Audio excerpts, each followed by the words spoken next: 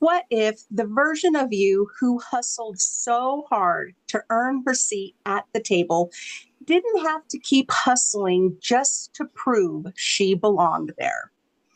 Welcome back to the Happiness on Tap podcast. I'm your host, Leann Herron, and today I am joined by Stacy Brookman, a powerhouse leadership coach, keynote speaker, and former corporate high flyer who knows exactly what it's like to chase performance metrics and what it takes to trade them for true purpose.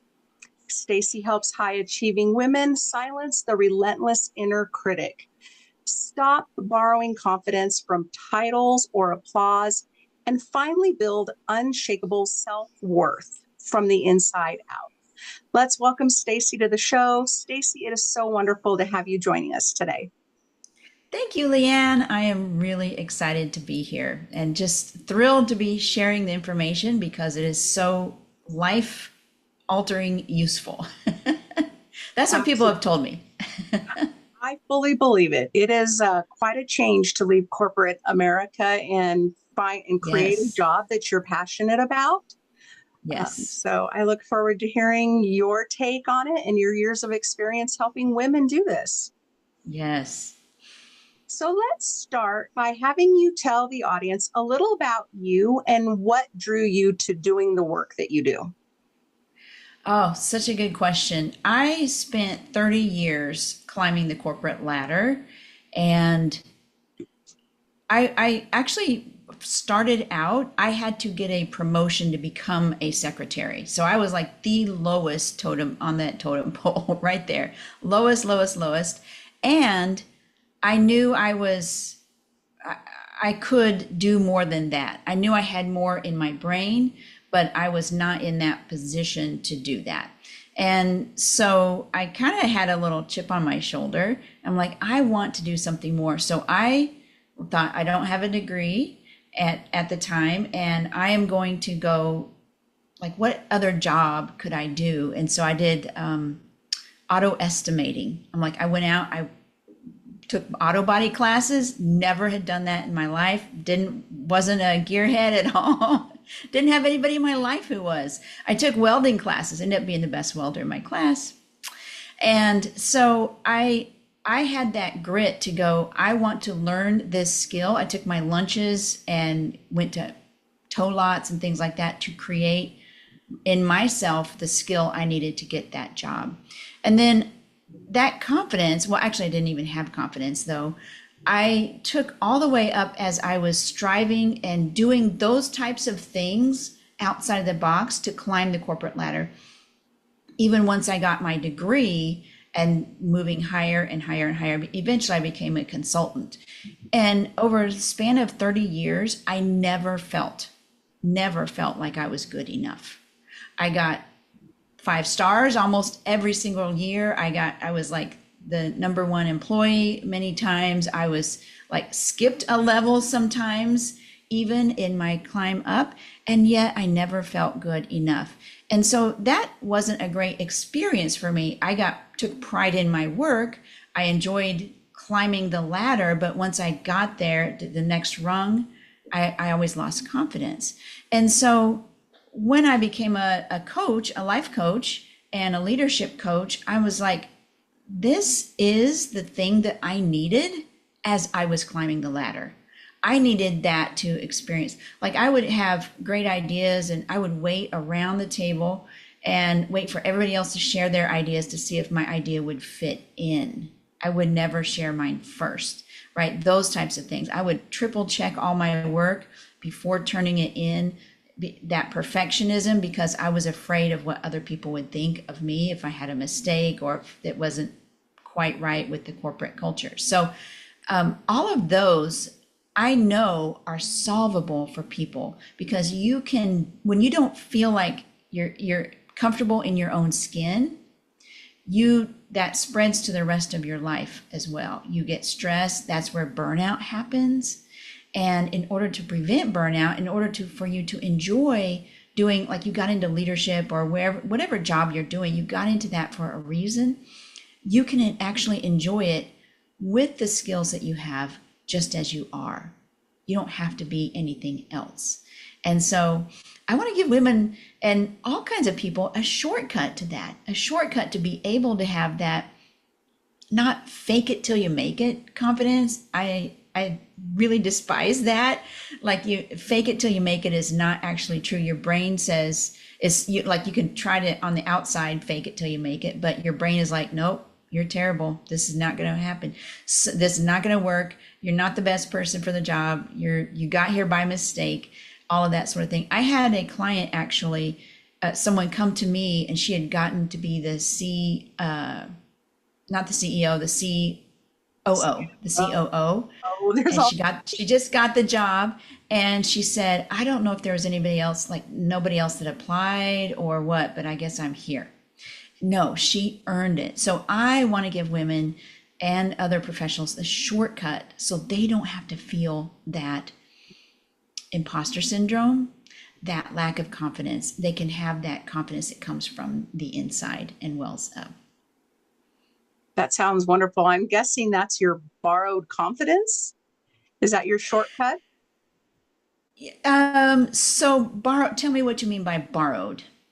I think I had read something that talked about what does borrowed confidence look like in real life, and how does that differ from genuine self-trust? So is that kind of Right. more of the fake it till you make it that you were talking Yes, the about? borrowed confidence. Yes, it is for sure. Yeah. And the genuine confidence, it feels so much better. It feels so much better. And I'll tell you what, a lot of people mistake confidence with arrogance, because we've seen the arrogant people, right? The arrogant leaders that like, everything I do is correct, right? And we don't want to become that. So therefore we tamp our own confidence down so that we can stop that, dissonance, that cognitive dissonance. So what we need to do is have that genuine confidence and allow genuine confidence in what you do, mistakes and all. Be that who you are and let that shine through, right? You don't have to fake that. And your confidence doesn't equal your arrogance. If you're worried about, you're being arrogant, you're probably never going to be arrogant. I would venture to say you can't get there typically. Thank you for sharing your story earlier about how, you climbed that corporate ladder. You started from, the lowest possible rung. And that's, for our generation, we were able to do that because when I started straight out of high school with a new baby and just starting to be an adult, getting a job without experience or without a degree Right. wasn't as difficult as I think it is now. Um, Right. I threw myself into working for temp agencies just to get experience, and I took Oh, any that's great. assignment they sent me on. So if I was there a week Right. or a month, and each thing I learned, I added to my resume. So whether it was Yes. answering a multi-line phone or using a fax machine, I didn't even know what a fax machine was back then, or, People nowadays don't know what a fax machine is. isn't that true? But just, so every assignment they sent me on, if I learned one new skill, I wrote Hmm. it down on my resume, and whatever Yes. softwares or hardwares that I got to learn working on, I added those and I just kept doing it. And then I got hired to work I got a temp assignment for the Chamber of Commerce, just Oh, doing nice. strictly data entry, Hmm. and I loved it. It was something to do, it was something new to do, but it was just very kind of monotonous and boring. And I was like, okay. But I had an amazing female mentor who was like Mm. the VP of marketing. And she saw that I was just so hungry to do more and learn more that she just slowly Yeah. started teaching me, and they ended up buying out my temp contract. And I Nice. stayed working there for 4 years and was able to work my way through each department and Mm, learn in each department. And right. when I got to the top of that, I was doing both their finance and their IT. And they decided that was the time when Windows had just come out. So they were like, Mm, oh, well, you're hungry and you like to learn. So we want you to learn this. We want you right. to install them, train the staff, and train a board of 40. So I Oh, was wow. training VPs of banks and presidents of, these large Wow. corporations so that they could turn around and go and install Windows or find somebody to do it for their businesses. Right. But to just get those opportunities over and over and over again, I had a level of confidence going Right. into each job. It was like, let me tell you what I can do for you.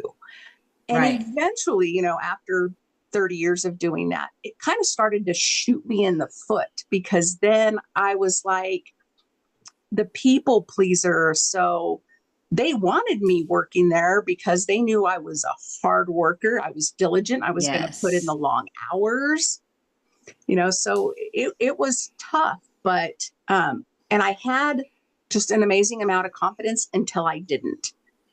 Right. I Right. had trauma sneak in on me that I had never experienced. And the things that it took for me was I had really bad brain fog and Mm, really extreme memory loss. right. And Mm, all of a sudden, I went from highly confident to struggling with my own confidence, like not being able to remember daily tasks. right. Right. And it Mm, got so bad that it led me to fear that if I made a mistake, I could really harm a client. right. Mm, And so I ended up having to leave the legal field permanently. But yeah. that's what opened the door for me to find coaching. Right. And so, I mean, I everything love that. wonderful happens for a reason. And, even though I feared and worried and struggled about how am I going to remember what I'm learning, um, as I started doing it, as my confidence started coming back, as I was doing the work to heal myself, the brain fog moved out, my memories started to come back, and life happened as it was supposed to. But Yeah. it's a hard climb up that corporate ladder. Well, and part of it is, and this is one of the things that I coach on, is emotional mastery. So we are in charge of our own emotional arena, right? Our emotional responses. And what happens is our amygdala, that, primitive part of the brain, is always on the lookout for danger. Oh my gosh, this is terrible. I'm losing my, having brain fog and all of this sort of thing. And for me, I've got a new job. I've got to be perfect. I've got to be, I can't, what if I make a mistake and I shouldn't be here? All of that sort of thing. Our brains are automatically going to offer us those types of things. That's just automatic. And it's typically you can't turn that off, but you can choose a different path. And so what I teach people is you're in charge of your own emotions. So if I go and get a promotion, right? I've got a promotion and I go in there and I'm like, I can't make a mistake because then they'll think I shouldn't even be here at all. And that feeling of incompetence, that feeling of inadequacy, all of those types of things are coming automatically. But if I say to myself, it's possible that I am the right person for the job. It's possible that I can learn to do this job well. It's possible that I don't have to be perfect or know everything about this job because I just got it. This is day one or week one or month one, right? And so when I do that, that thought actually brings a feeling of calm. I can be calm. I can make a mistake and apologize or change it or say, oh, that was my bad. I didn't understand that. And it be nothing to me. I can be totally calm. You don't have to be happy about it, but you can be neutral, right? And so what you're doing when you change that thought, which changes your emotion, then changes your actions, it's a whole chain. When you change all of that, you are giving yourself a better experience of your job, of your new job, of your life, right? Because this applies in so many other different arenas, personally, professionally, with friends. I just wrote well, let me give you an example of a concept that I teach. And I just have a YouTube video about manuals. So I talk about these really thick manuals that we have for other people. And these manuals are like how other people should react, respond, or what they should do. So I think my husband should not take me out to Mexican food for dinner because I'm on a diet. Or the next day, my husband needs to take me out to Mexican food because even though I'm on a diet because I want it, right? It's written on page 78. Or, that person shouldn't react this way, or they should text me back right away, or my boss should support me 100% and they don't. All these manuals that we have for other people in our lives, our spouses, our children, our friends, our family, our coworkers, our peers, our bosses, all of that. And the thing about that is every single one of those people have manuals for us. Well, if Stacy would just call me once a week, then she'd be a good daughter. If Stacy would just do this, if Stacy would just work extra hours, this is one of the things in corporate, if Stacy would just work extra hours, then she would be a good employee, without getting paid, right?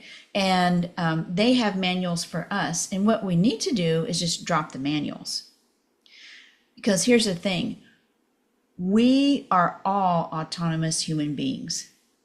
I'm an autonomous human being. You are, the bosses are, the spouses are, the kids are, everyone are going to have our own feelings anyway, and our feelings drive our actions. So we're all going to do, Susan over there is going to complain no matter what.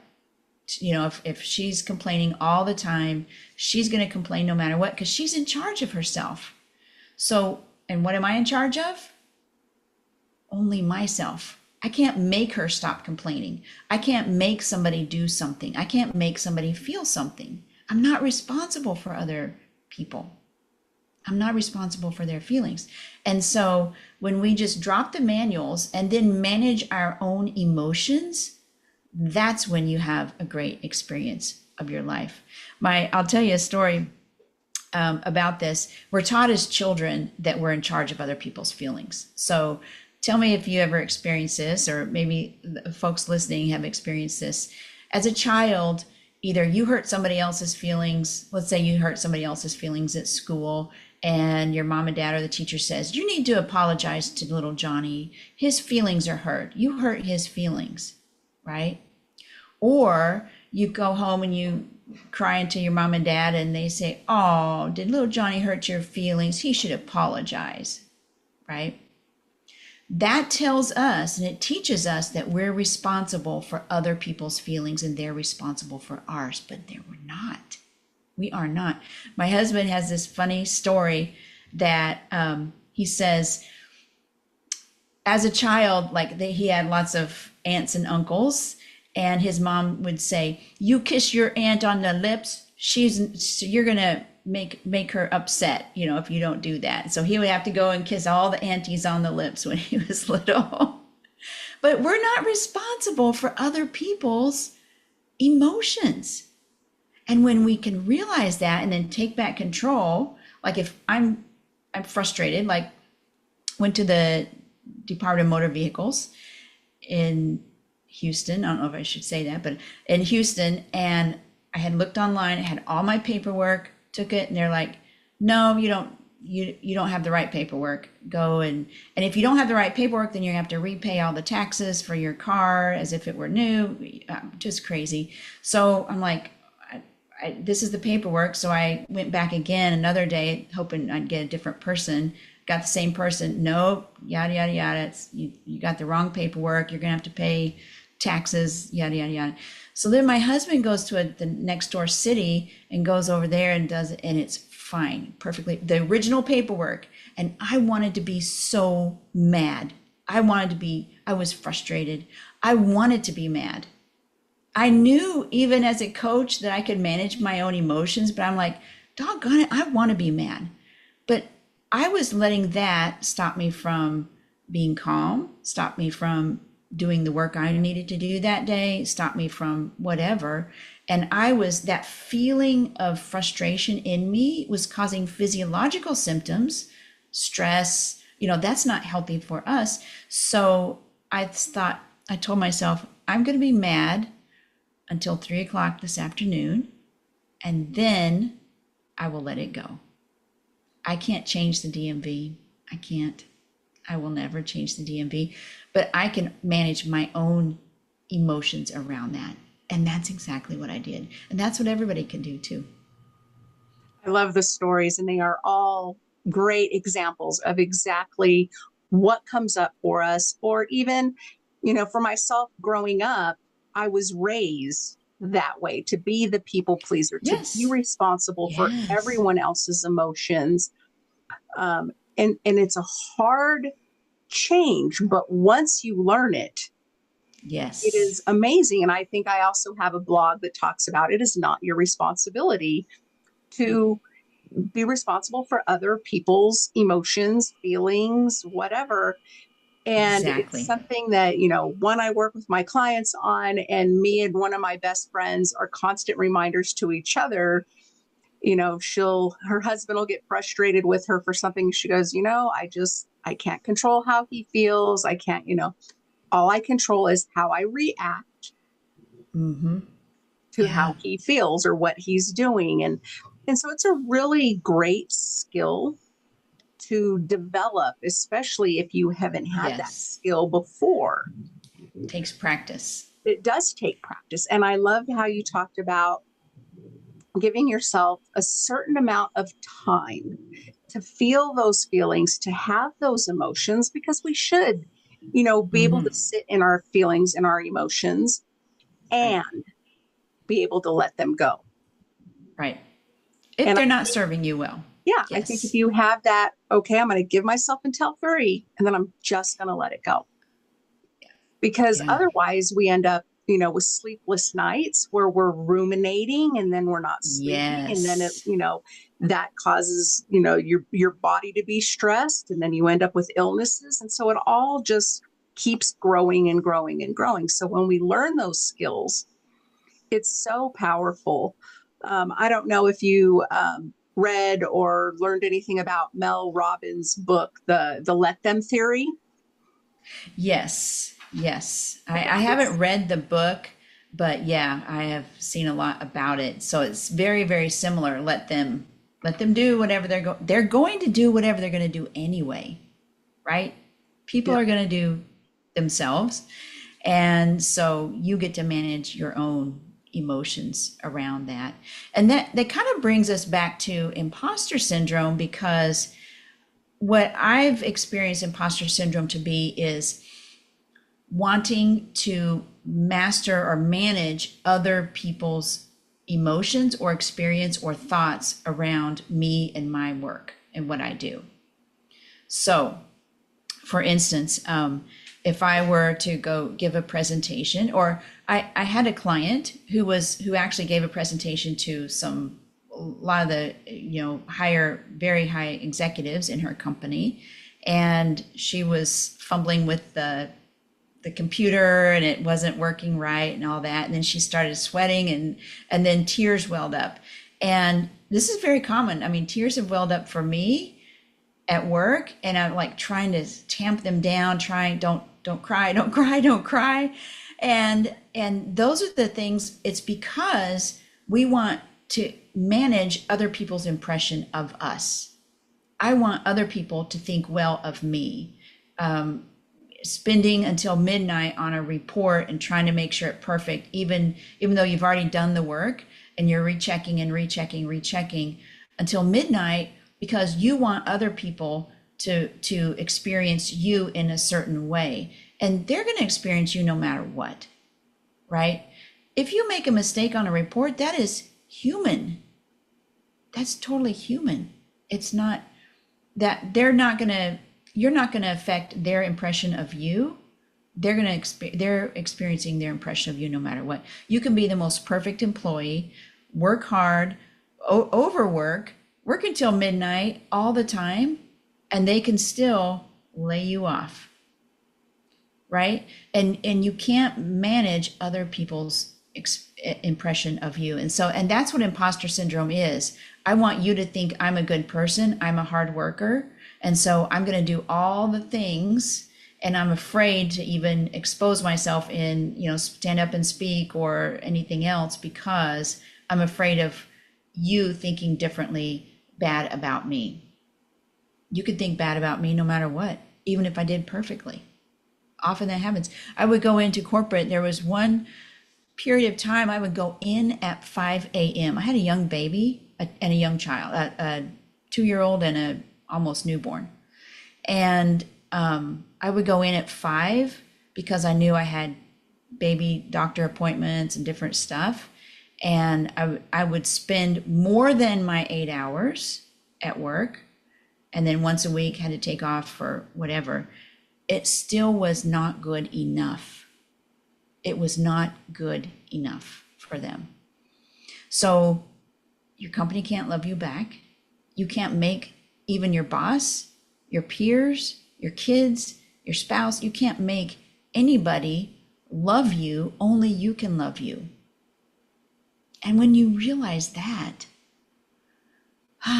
you can take a deep breath and relax, because you're in charge of you. You were never in charge of anybody else anyway, right? No matter what. Yeah. And that it's, like I said, those are hard lessons to learn. Very hard. And when you do all those things, when you're going in at, crazy early morning hours, I used to do it too. Sometimes it was even 4 a.m. because I liked the silence and the time that I could work without distraction before anybody else got into the office.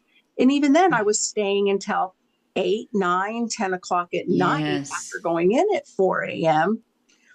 just trying to be that stellar employee and always do my best and always be on top of everything. And, it eventually led to really bad burnout. And it also led to kind of how I categorize like betrayal trauma, because I thought when I had my trauma that my boss was going to have my back because I had been that stellar employee. Right. And he did and he didn't. He tried to, but then, business was business. So he just expected me to suck it up, push it down, get past it. I don't know why it's bothering you. It's just to this, it's just to that. Let it go. It's not happening to you. Right. And that really just pushed me to the limit of thinking, I have worked here for this long. I have given you blood, sweat, and tears. Yes. And you really don't care.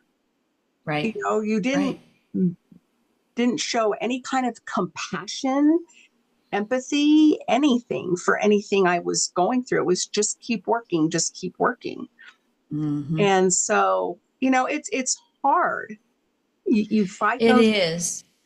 It is. And when you recognize, okay, this is the manual I had for my boss. If this happens to me, I expect him to do X, Y, Z. I expect him to give me grace. I expect him to support me to the other people. And that's your manual for him. If you do that, then I will feel good. And what you're doing is essentially, and we all do this, is I'm going to bag up all my emotions and give them to you to manage. Right? And other people don't manage our emotions very well. Let me just tell you that. They don't. And so people are going to do, this is one thing for people in corporate, they tend to think because they have a nice manager or they feel like even if they have just a manager that's neither nice nor bad, if they do more work, they're going to get recognized. And they're going to get, right, they're trying to get to somewhere. But by doing that, you're trying to impress on other people what a good person you are, what a good employee you are. And what happens when, like, my whole entire department was outsourced. My whole, like, worked so hard to build up this department, and the entire department was outsourced. And so they said, we don't need you anymore. That's happening right now with so many people that are being laid off, right? And so that can happen. So you have to manage your own emotions around trying to be that stellar employee. I mean, you can have a stellar job and do a stellar job for yourself because of your own integrity. I want to do the best job I possibly can. But you can also say, I can do the best job I possibly can within the hours that I'm allotted to do this.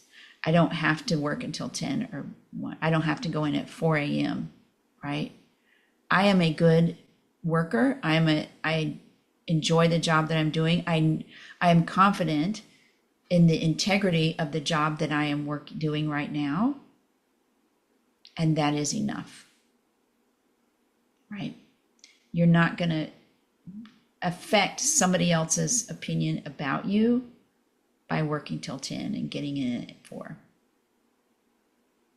So with your experience, why do so many high achieving women carry that imposter syndrome, even though they're excelling? Yeah. Is that childhood stuff or? Yeah, I've heard statistics say that up to 81% of executive women have felt imposter syndrome at some point, right? And it is because we try so hard to make other people appreciate us, like us, value us. But when you don't have that value built from the inside, that's where it becomes a problem. I want other people to value me because I don't value myself enough. I get my value from external people, not from myself, right? And so, like I said, I think we're taught as children, and even just intrinsically that happens in childhood. I know of a lady who was, she was a child. They were at church singing Christmas carols, at Christmas time. And she loved Christmas carols, was singing at the top of her lungs. And her dad simply, perfect, great family, all that. Her dad simply reached down and put his hand over her mouth because she probably was, singing at the top of her lungs, right? That's all it took. And in her little child's brain, she said, I shouldn't speak out. I need to be quiet, right? And so she carried that all the way into adulthood, all the way into her corporate job, all the way into, and it affected her where she couldn't hardly speak up for herself. And so that's all it takes. Her dad could have been a great person, maybe not, but he could have been a fabulous person. And it just took that, and her child's brain interpreted that. I do also some coaching around childhood memory transformation. And that also is one of the things that helps to change some of those memories, not in reality, always know exactly what's happened, but change the emotional resonance. So that person had an emotional experience of her dad putting his hand over her mouth. And let's change that emotional experience of that, which then breaks free that chain for yourself in adulthood. And so it could happen lots of different places. I think I had a great childhood, but it was very hard for me to say no, very hard for me to stand up for myself. It took me until I was 45 years old to start standing up for myself. And at first I regretted, I'm like, oh my gosh, I've wasted so many of my adult years, right? And now I'm like, okay, it was the right time for me. What can I do from here going on? And that was still a long time ago, even 45. But, you know, I'm in charge of who I am right now. I don't know how much time I have left, but I am in charge of who I am right now and my experience of my life. And I want to make my experience better. So here's what I'm going to do with my emotions. Here's how I'm going to master my emotions and my experience of my life. So it's very freeing, very calming and very freeing when you can go through life knowing that you're the master and you can feel any emotions. There are a lot of people who are afraid of quote unquote negative emotions. Like, I'm afraid of fear, or I'm afraid of feeling bad. And if you have a minute, I'll tell you exactly how you can experience those. Because that's a superpower. If you can feel any emotion without taking the subsequent actions that that emotion drives, that is a superpower. So when you feel frustrated, then you stew about those types of things, right? Mm-hmm. Or I have a family member who's getting divorced, and you know, all of that goes through their head at night, and he's like, you know, this is a terrible experience, and it's really his own brain. So he's trying to put that frustration away. And I don't want to feel that. I don't want to feel bad. I don't want all that sort of thing. So what you do is, well, just know, first of all, that emotions are a physical sensation from a thought from your brain.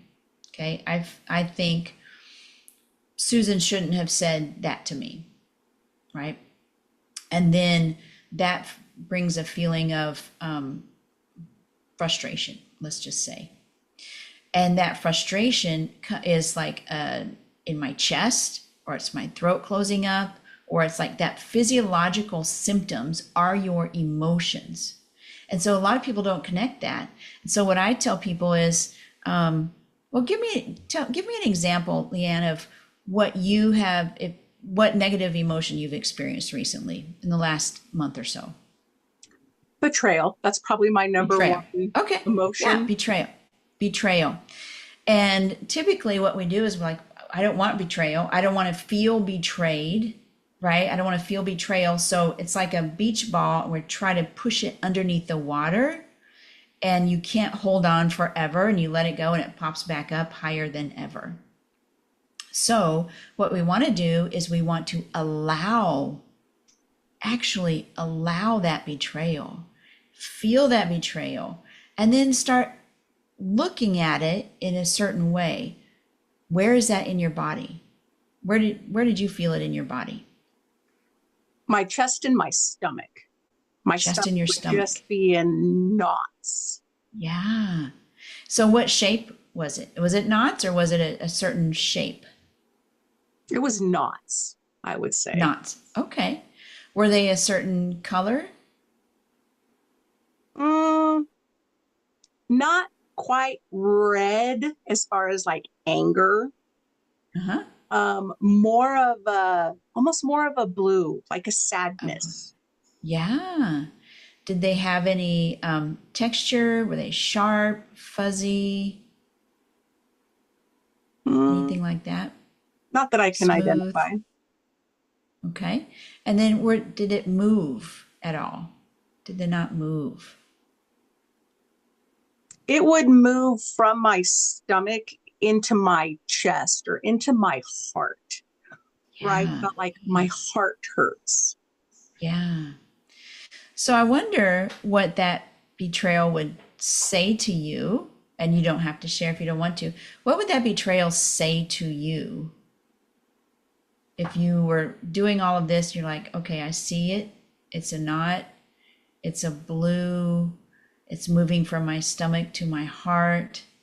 What is it trying to tell you?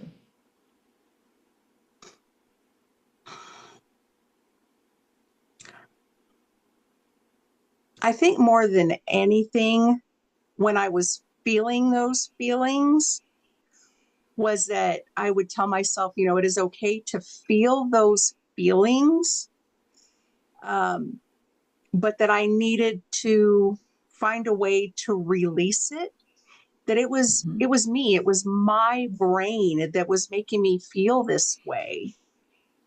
And that what I was feeling may not have even been what was really happening. It was just my own brain creating certain dialogues. And that's okay, right? And that's okay. But I wonder if it was even saying, this feels like betrayal. And what is betrayal saying to you? I don't want to have conflict, or I am, I don't want to do this, or maybe it's saying I want to be protected, or something like that. And so if you can sit down with an emotion when you have it, like with the DMV, I should have done this, and just say, what am I feeling? Where is it at? What's the color? When you investigate that, then that typically releases that. And just be curious and explore. I'm going to pause right there. I hear the door knock. I'm so sorry. Yep. Can I pause? Okay. Got Be right you. back.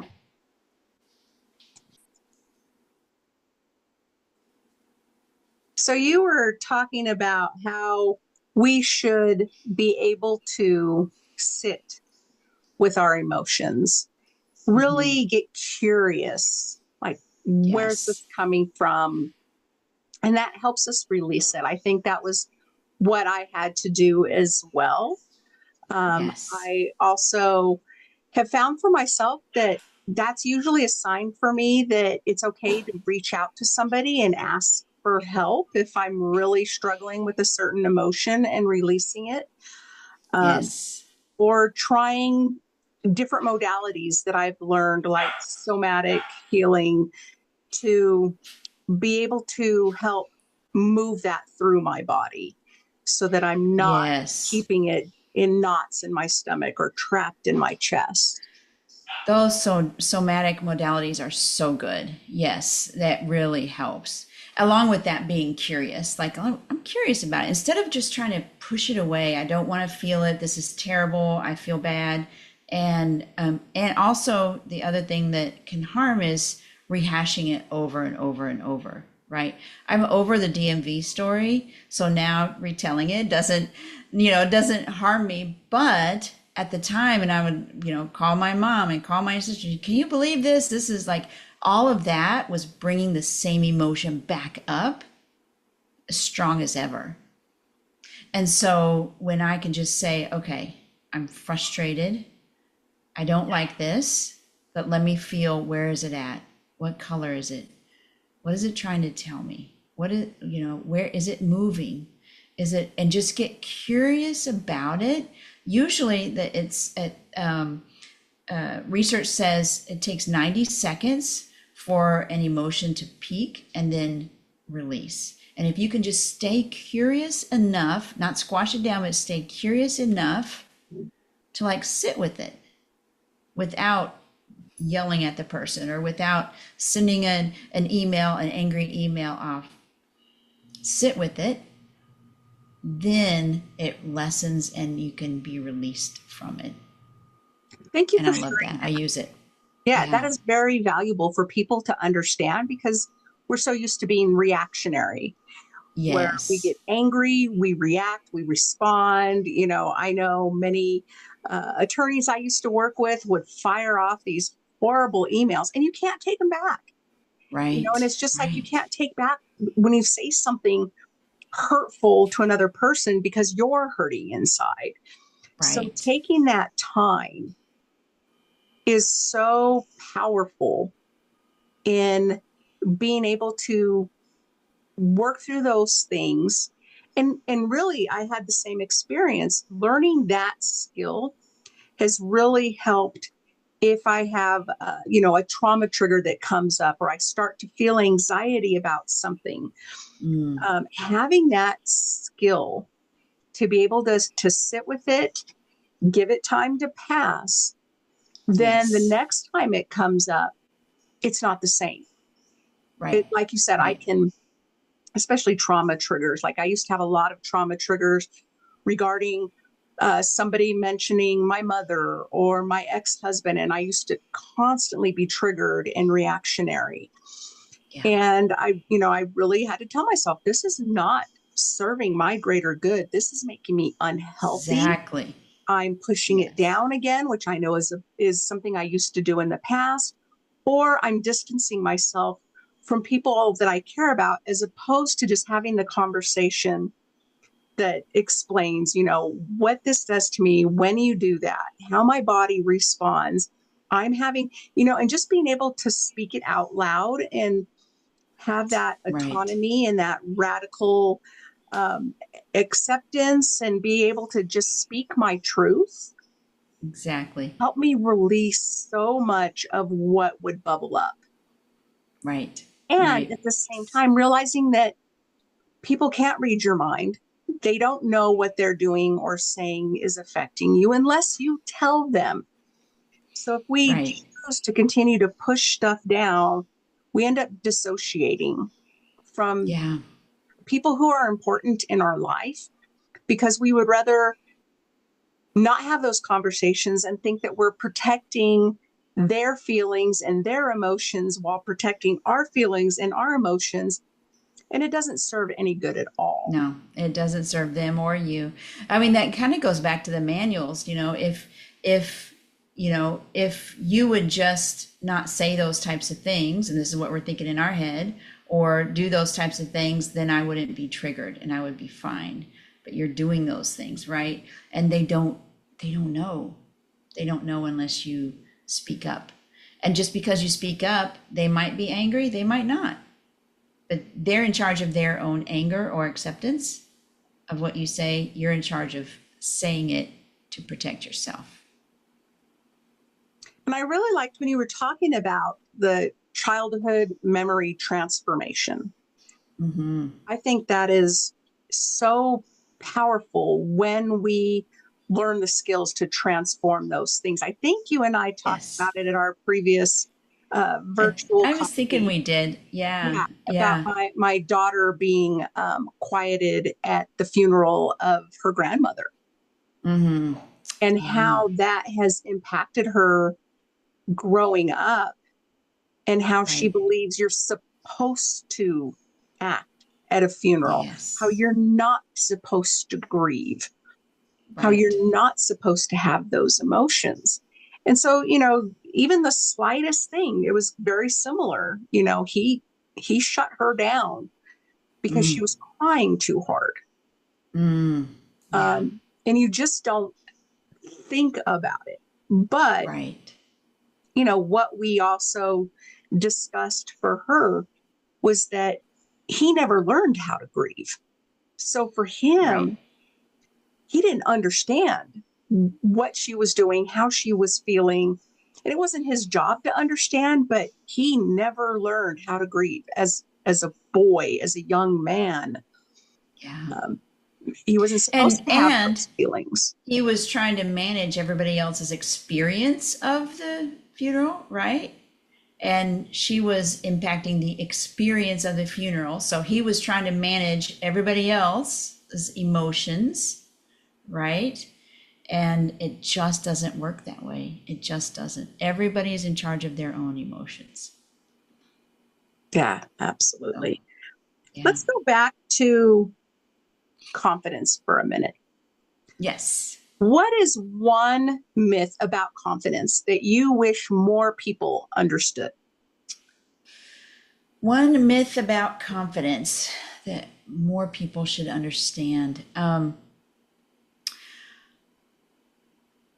I guess the biggest myth is that there are some people that are born with confidence or that have confidence naturally. And I don't believe that's true.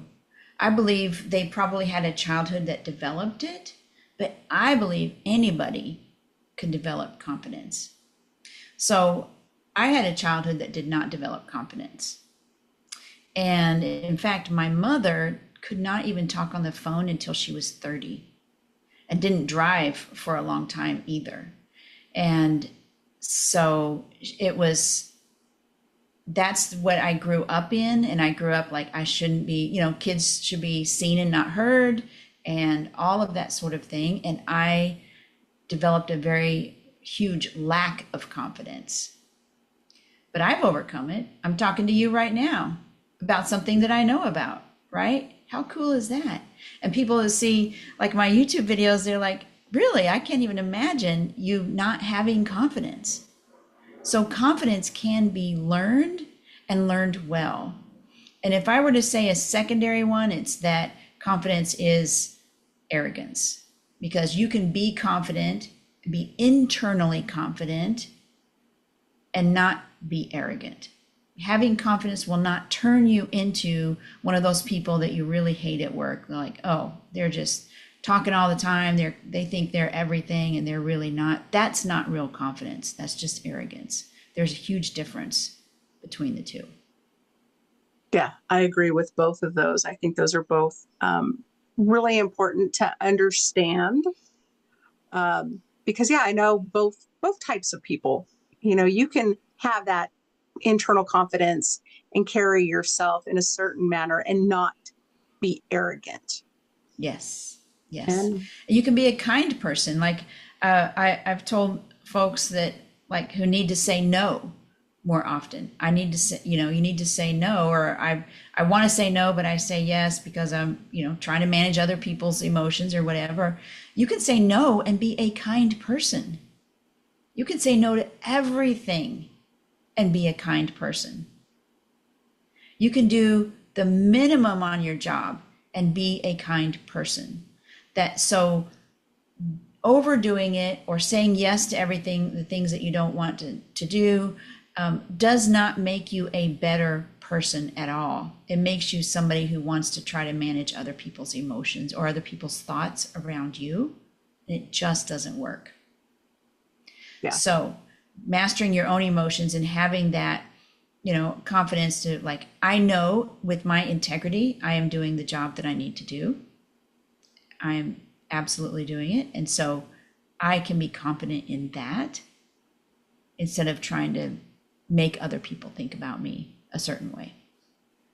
yeah. And like you were talking about earlier, being 45, and this is where we're starting to learn these things that we I have control over ourselves. I was, pretty close to mid 40s Yeah. when I started realizing that I was that child who was seen and not heard, that I had never used my voice, that I didn't even know how to use my voice Right. until I met a partner who really helped bring that out of me and who showed Yes. me that he wanted to hear what I had to say, that he Isn't valued. that cool? Yeah, it was, Right.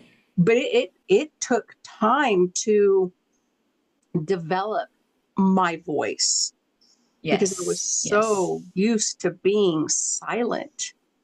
Yes. And so, yeah, those are, they're all really amazing skills to develop. And I think, I wish I wish kids could develop. I wish kids knew, like teenagers need to know that they can have a voice and they can say no and they can master their own emotions, right? Can you imagine what we know, you and I know right now, if we knew that as children and teens and young adults? Can you imagine our yeah, lives? would have been How very cool. difficult, very different for Dif- sure.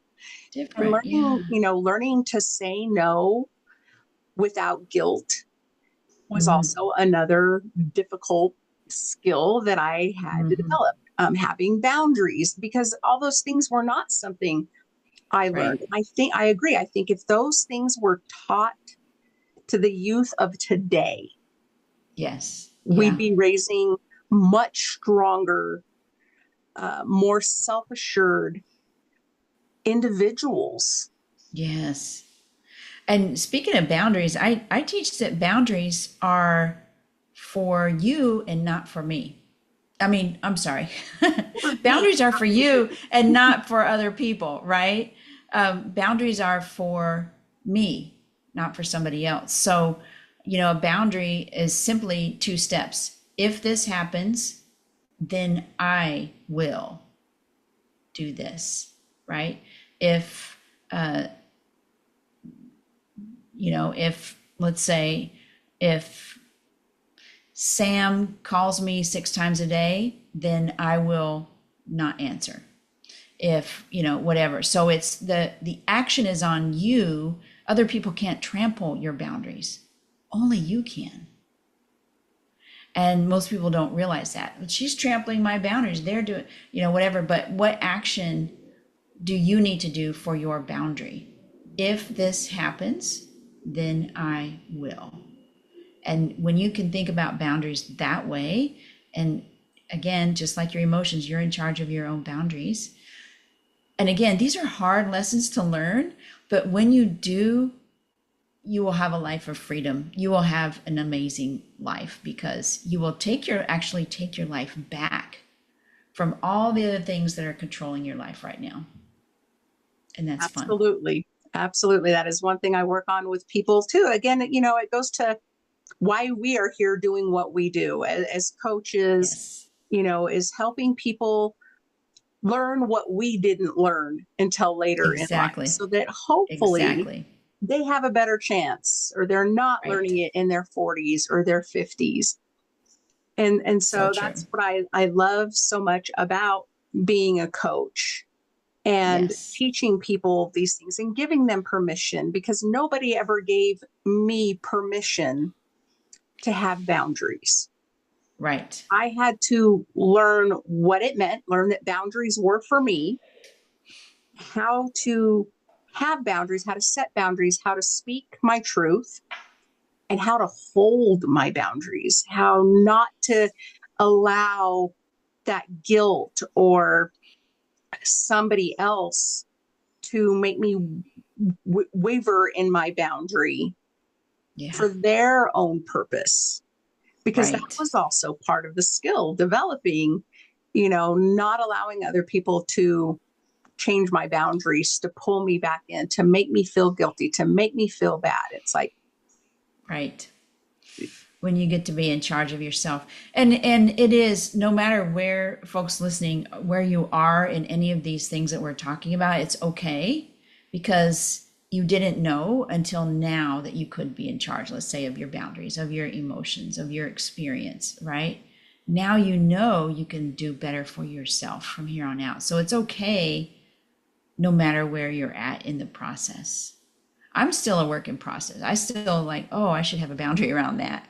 Or, right, I'm still mastering my emotions. And so it's an ongoing process that we can all continue doing.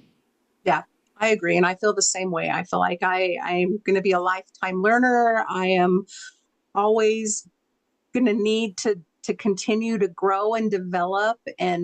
But at the same time, like you said, that freedom that you get when you start doing these things, when you give Yeah. yourself permission, when you take back your power, when you have your voice, it is so amazing how your life changes. Yeah. And that to me was where a lot of my confidence kind of came back, and people started noticing the change in me, because Mm. all of a sudden I had a voice that I didn't have.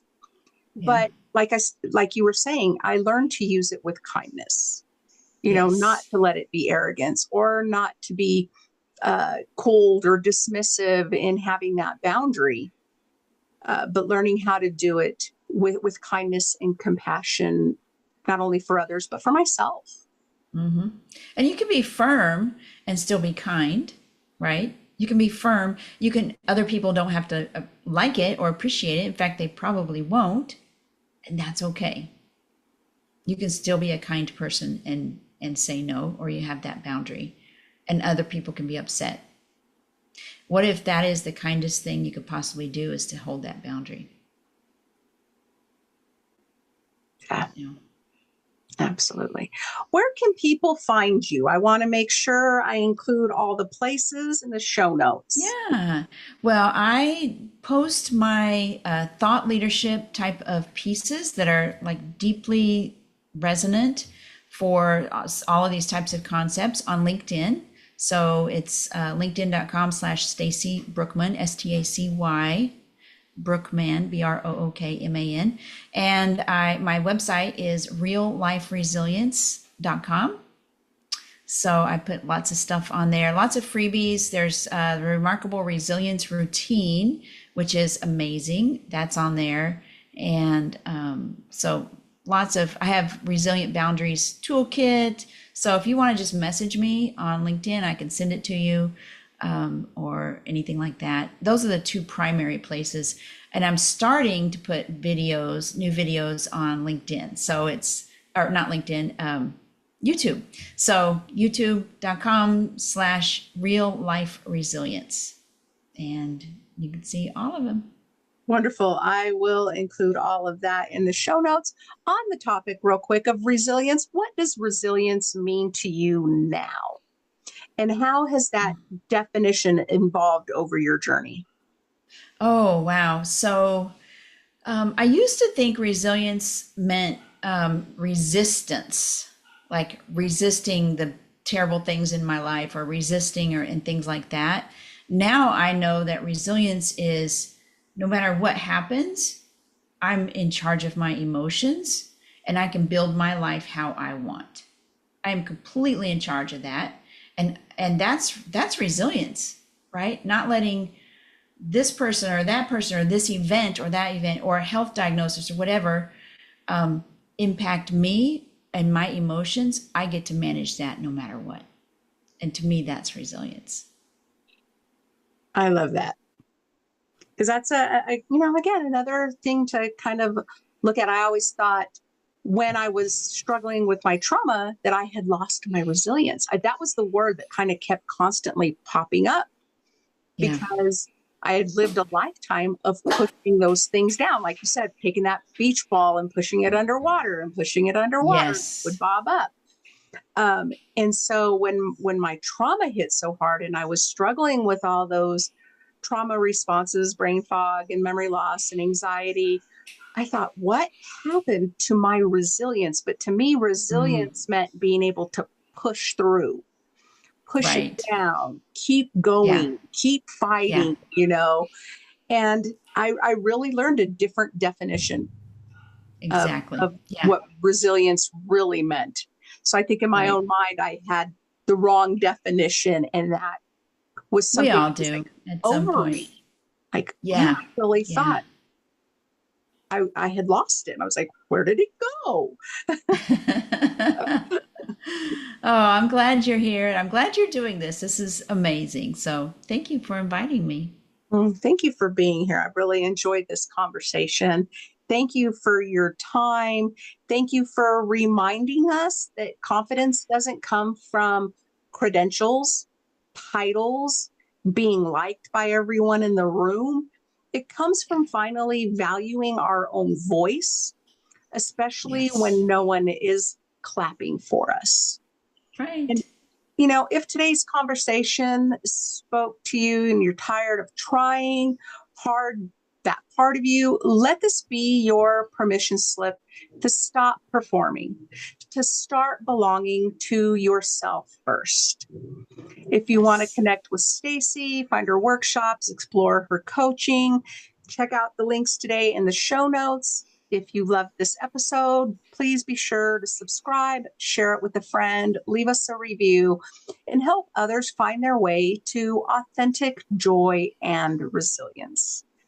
And until next time, stay curious, stay kind, and keep your happiness on tap. Thank you again, Stacy, so much for your time today. Thank you, Leann. I appreciate you. I appreciate you.